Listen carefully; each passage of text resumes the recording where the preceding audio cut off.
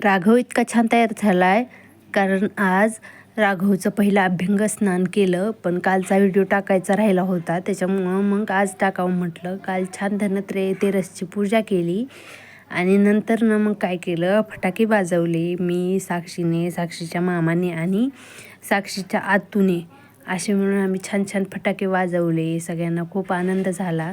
फटाके वाजवत होत्या साक्षी, पण राघवला इतका आनंद होत होता की खूपच.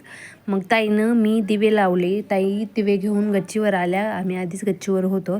मग दुसऱ्या दिवशी सकाळी नरक चतुर्थीच्या दिवशी ताईने छान सकाळी सकाळी देवपूजा केली. मग राघवचा व्हिडिओ काढायचा होता, पण व्हिडिओ काढण्यासाठीची आधीची तयारी होती ती माझ्याकडनं करणंच झाली नाही. म्हणून आम्ही काय केलं, सध्या जसं आपण रेग्युलर करतो तसंच केलं. ओढणं लावलं राघवला छानसं आणि छान अशी अंघोळ घातली राघवला.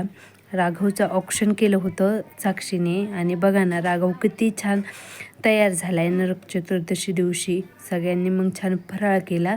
बाय.